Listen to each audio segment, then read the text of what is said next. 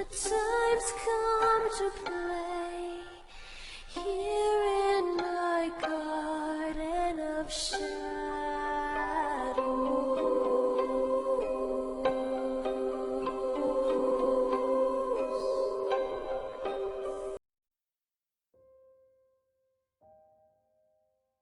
Hello, I'm Rinya, aka Media Adaptation. Welcome back to Moderation while media for a game. And first off, happy Valentine's Day.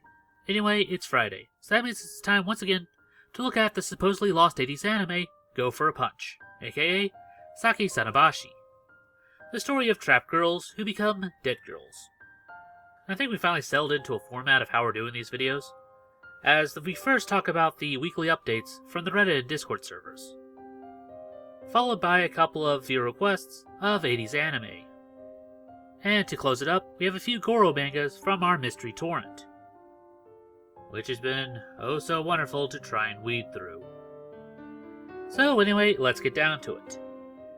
Shockingly, there hasn't been that much on the Discords lately. Some interesting discussions, but no real solid leads. No mystery images to track down this time around. Which is sad, because that's kind of our specialty. Something of a side note is that someone posted a link of the history of adult animations in Japan, which is an interesting read. I'll post a link down in the description.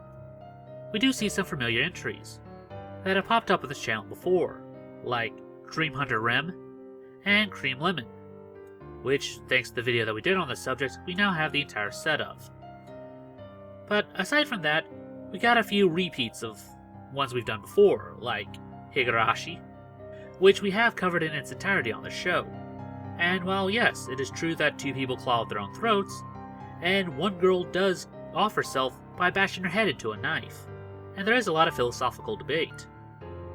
But that's kind of it. Oh, and on a side note, they finally got a new game of theirs out, which we'll have to look into at a later date. We also got another one for Corpse Party, and if I remember correctly, one girl does die in the bathroom, but it is far from a suicide. And someone else was kind enough to point out that the first death of Danganronpa also happens in the bathroom. But again, that's about it. Anyway, on to you guys' request anime for this week. And the first is Megalopolis, from 1991. Another one of those great ultra-violent movies of the time. And also the answer to a trivia question of who's the character that inspired M. Bison from Street Fighter, in both their appearance and their power set. One of my favorite scenes is when he just liquefies the guy running at him with a sword. Anyway, his plot is to awaken an ancient evil, who's also Tokyo's guardian spirit, who repeatedly says no is no, which is kind of a repeated theme of this, but more on that later. And basically smacks him around a few times. There are 4 episodes, and it jumps around the timeline a lot. And our first protagonist is one of the worst human beings to ever exist, as he rapes his sister on 3 different occasions throughout the course of the anime. Who also gets a really raw deal in this one, cause she also gets violated by one of Bison's insects, and then takes an energy ball up the snatch. Again, anime is very weird. Anyway, the last half of the story gives us our real protagonist, who's now the wife of the brother. And Bison tries to destroy everything through his daughter he corrupted, which is a complete letdown since they beat him with the power of love and understanding. And there was also something about an invisible dragon that they blow up with a giant robot Buddha. Again, anime is weird. And our other one that we have is 1990's Vampire Wars. And the entire reason that this one was suggested is most likely from the opening sequence, where a woman is brutally assaulted with a spiked dildo. And that is a strange set of words that I never thought I'd have to say for the show. The rest of the anime deals with a French John Wick fighting against assassins and a shadow government, and I think the mob is thrown in there somewhere. Oh, and a vampire does show up once, but that's really not important. Wick then becomes the bodyguard for a model, or was it an actress? I don't remember which. But turns out that she is not fully human. But that's not the weirdest part, as it turns out that vampires are actually aliens. And the mob government thing is trying to exploit them somehow. I guess to use their blood to try and weaponize it. So she gets taken and Wick goes all Rambo on them. Oh, and a vampire helps out with the rocket launcher. He could have just used any of his powers to level the place himself, but no. Rocket launcher. After Wick takes down everyone, he finally finds her, and her powers awaken to kill the final boss. Wick got shot, and she turns him as well to save his life. So basically, in the anime Vampire Wars, it's about spies, aliens, and the mob. I can think of at least 2 things wrong with that title. Oh, and speaking of vampires, after someone suggested that we look at the last one, they pointed out one that I've never heard of before. Remember about 10 years ago where Marvel commissioned 4 different animes of their properties? And it's kind of trippy to see them get drawn in an anime style. The weird part is, this wasn't the first time that this has happened, because in 1980, they adapted the full run of The Tomb of Dracula into about an hour-and-a-half anime called Dracula, Sovereign of the Damned. So to say the story is rushed would be an understatement. He gets resurrected by Satan to do his bidding, he refuses, and then tries to stick it to him every chance he gets.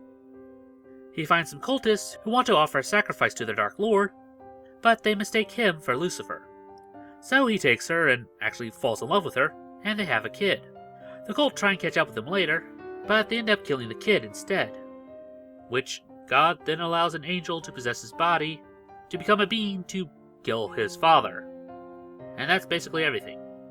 Oh yeah, the grandson of Van Helsing shows up at the end to kill him, for no real reason.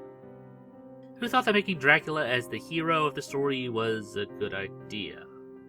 And throwing in every single plot twist over the course of 70 issues. But anyway, on to our final part, as we got a lot of research to cover, as there are 93 Goro mangas in this section. So again, you guys kinda knew what you signed up for by clicking this video. 2 of them we can instantly cross out, as it's just Laughing Vampire, which we already covered before.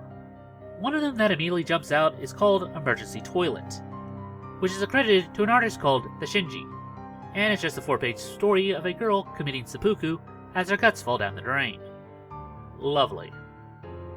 Next we have The Limits of This World by Machino Himaru, which is just shat. You know what, let's just cover all their stuff real fast. Brother Z is about a horny robot. Then we have Dog Toys, which is just straight up rape. Monster Boy and Girl Q, which is just another jab at Dracula. Then we have Mr. Octopus, which is very vanilla for Japan. And finally, Unico Juice, which is a loose parody of fairy tales such as Jack and the Beanstalk and Alice in Wonderland.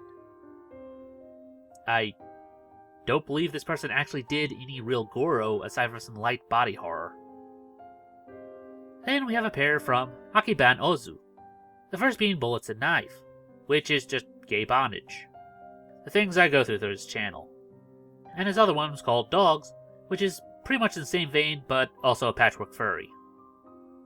And to round it out to a nice even 10, we'll end with Abuse by Factory 34, which is about a woman giving birth to a horse. What the fuck, Japan? And that about does it for this video. If you have any other ideas like seeing made into a video, then please post it down in the comments below, and we'll add it to our next viewer request week. It's now time for the part of the show where we ask you to help us appease the YouTube algorithm by dropping a like, share, or comment. It helps out much more than you'd think. And if you haven't subscribed yet, then it's very much appreciated. And if you'd like to support this channel, then please visit our Patreon. Link will be down in the description below. Even if you can't give a lot, every little bit helps. And I guess I'll see you in the next one. Anyway, I'm Runya. And I'm Ada. Remind you to take life in moderation. Weep not, poor children, for life is this way.